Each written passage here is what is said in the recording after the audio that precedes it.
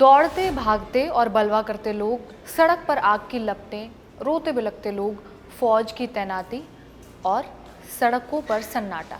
दुकानों के बंद शटर। नेपाल में सिराहा से लेकर जनकपुर तक यही तस्वीरें हैं, यही खबर है। खबरों का सिरा वहां तक पहुंच चुका है जहां 4 जिलों में कर्फ्यू की सूचना दर्ज है और 3 लोगों के जान गंवा देने की पुष्टि। बीते कुछ समय में ये नेपाल की कहानी के बीच बीच में छपने वाली स्थायी तस्वीरें बन चुकी हैं। वजह बदलती रहती हैं, किरदार बदलते रहते हैं, लेकिन अंजाम वही रहता है, हिंसा। उपद्रव की नई खेप कटी है नेपाल के प्रधानमंत्री बालेन शाह के गृह क्षेत्र मधेश में। लेकिन क्यों, कैसे फिर नेपाल सुलग उठा है? एक हफ्ते से भारत के पड़ोसी देश में सांप्रदायिक दंगे क्यों हो रहे हैं, बताएंगे इस वीडियो में। हेलो, मैं रिया हूं और आप खबरगांव देख रहे हैं। घटनाक्रम के बीज पड़े 26 जुलाई के दिन नेपाल के कोशी राज्य में एक जिला है सुनसरी। इसकी सीमा भारत के बिहार राज्य से लगती है। द प्रिंट की रिपोर्ट के मुताबिक बवाल की शुरुआत तब हुई जब सुनसरी जिले में हिंदू समुदाय के लोग कांवड़ यात्रा पर निकल रहे थे। इस यात्रा में लोग गंगा जल लेकर कोशी के बैराज की तरफ जा रहे थे। बोल बम के जयकारे के साथ यात्रा निकाली जा रही थी और इन्हीं धार्मिक नारों और भजनों पर सुनसरी जिले के मुस्लिम समुदाय ने कथित तौर पर आपत्ति जताई।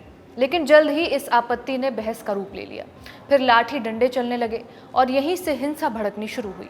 इस घटना को लेकर सोशल मीडिया पर चर्चा होने लगी और सोशल मीडिया में चल रही अफवाहों ने तनाव को और बढ़ा दिया।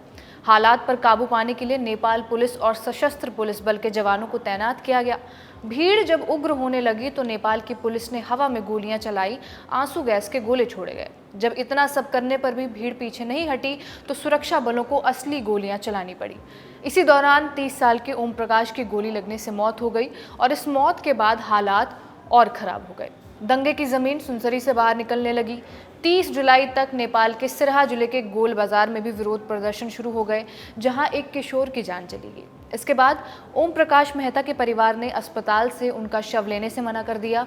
उनकी मांग ये थी कि ओम प्रकाश को शहीद घोषित किया जाए, सरकार परिवार को मुआवजा दे और अंतिम संस्कार से पहले गोली चलाने के जिम्मेदार लोगों पर कानूनी कार्रवाई करे। नेपाल के मुख्य विपक्षी दल नेपाली कांग्रेस पार्टी के नेता भीषम राज अंगदेम्बे ने इस मामले में सरकार पर सवाल उठाए हैं।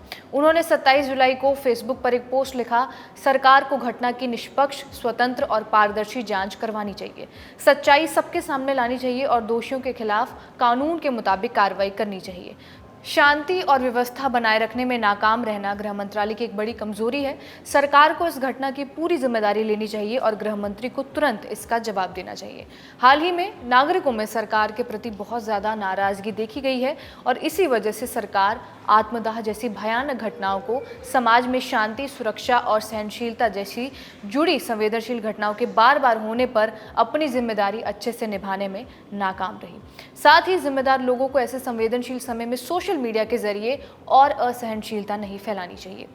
बालेन शाह की सरकार में गृह मंत्री सुदन गुरुंग हिंसा भड़कने के 5वें दिन घटनास्थल पर पहुंचे। उन्होंने जान गंवाने वाले दोनों युवकों के परिवार से मुलाकात की। काठमांडू पोस्ट में 31 जुलाई की रिपोर्ट है कि गृह मंत्रालय ने ओम प्रकाश मेहता और जयप्रकाश मेहता के परिवार के साथ एक समझौता किया है। 7 शर्तों पर सहमति बनी है। दोनों मृतकों को शहीद का दर्जा देने की घोषणा होगी, जिसके लिए औपचारिकताएं शुरू कर दी गई हैं। सरकार दोनों परिवारों को 1-1 करोड़ रुपए मुआवजा भी देगी। दोनों परिवार के एक पात्र सदस्य को सरकारी नौकरी दी जाएगी। घटना की निष्पक्ष जांच भी कराई जाएगी। ये सभी उस समझौते का हिस्सा है। इसी हिंसा में 17 साल के एक लड़के की भी मौत हुई है। लड़के का नाम गणेश यादव है। काठमांडू पोस्ट की रिपोर्ट ये कहती है कि सिराहा के औराही इलाके के गोल बाजार में ही गोली लगने से गणेश की मौत हुई है। हिंसा और मारकाट की घटनाएं पूरे मधेश इलाके में फैली हुई थी, जिसे प्रशासन ने अब कर्फ्यू और सख्ती के जरिए कंट्रोल करने की कोशिश की है। देश के प्रधानमंत्री ने 30 जुलाई की शाम बाकायदा एक वीडियो स्टेटमेंट जारी किया। बाले ने ये भरोसा दिलाने की कोशिश की है कि सरकार स्थिति से मजबूती से निपट रही है और उन्होंने वादा किया है कि नेपाल के गृह मंत्रालय द्वारा शुरू की गई जांच पूरी तरह से निष्पक्ष और पारदर्शी होगी। बालेन के मुताबिक जो भी दोषी पाया जाएगा उसे कानूनी सजा भुगतनी पड़ेगी। बालेन शाह का कहना था कि आगे की हिंसा को रोकने के लिए सरकार ने एक सर्वदलीय बैठक बुलाई है। साथ ही जनप्रतिनिधियों, समाज के नेताओं, धार्मिक गुरुओं और बुजुर्गों के साथ बातचीत भी शुरू कर दी है। उन्होंने ये भी बताया कि गृह मंत्री सुदान गुरुंग सुरक्षा अधिकारियों के साथ प्रभावित जिलों के दौरे पर भी गए और भाषण में लोगों को संयम बरतने की अपील की गई। उन्होंने इस हिंसा को नेपाल की सालों पुरानी धार्मिक सौहार्द और भाईचारे की परंपरा के लिए एक खतरा भी बताया। अपने बयान में प्रधानमंत्री बालेन शाह ने किसी एक पूरे समुदाय को दोषी ठहराने के खिलाफ वार्निंग दी है। हालांकि नेपाल में बालेन की आलोचना इस आधार पर हो रही है कि स्टेटमेंट जारी करने में, एक्टिव होने में उन्होंने देरी क्यों की। स्टेटमेंट आने से पहले गृह मंत्री का दौरा हो चुका था। राष्ट्रीय स्वतंत्र पार्टी रवि लामिछाने भी बैठक करने लगे थे और आलोचना इस हवाले से भी हुई है कि बालेन समर्थक उन्हें मधेसिया नेता के तौर पर प्रचारित करते हैं। मधेस इलाके से वो आते हैं, वही इलाका हिंसा की आग में सुलग रहा था, लेकिन प्रधानमंत्री पर्याप्त एक्टिव नहीं दिखे। बालेन शाह के सत्ता में आने के बाद से ही उनका कार्यकाल चुनौतियों से भरा रहा है। इसी महीने की 10 जुलाई को एक बाइक ड्राइवर के आत्मदाह के कारण नेपाल में विरोध प्रदर्शन शुरू हुए। इसके बाद 12 जुलाई को सैकड़ों लोगों ने विरोध प्रदर्शन किया।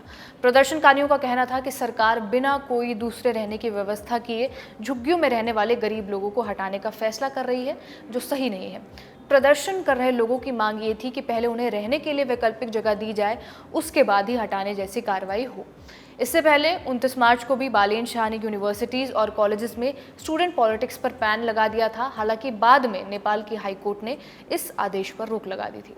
और अब ये हिंसा हफ्ते भर बाद अब हालात काबू में दिख रहे हैं। इस वीडियो में बस इतना ही से रिकॉर्ड किया हमारे साथी अयान ने। आप देखते रहिए खबरगांव। शुक्रिया।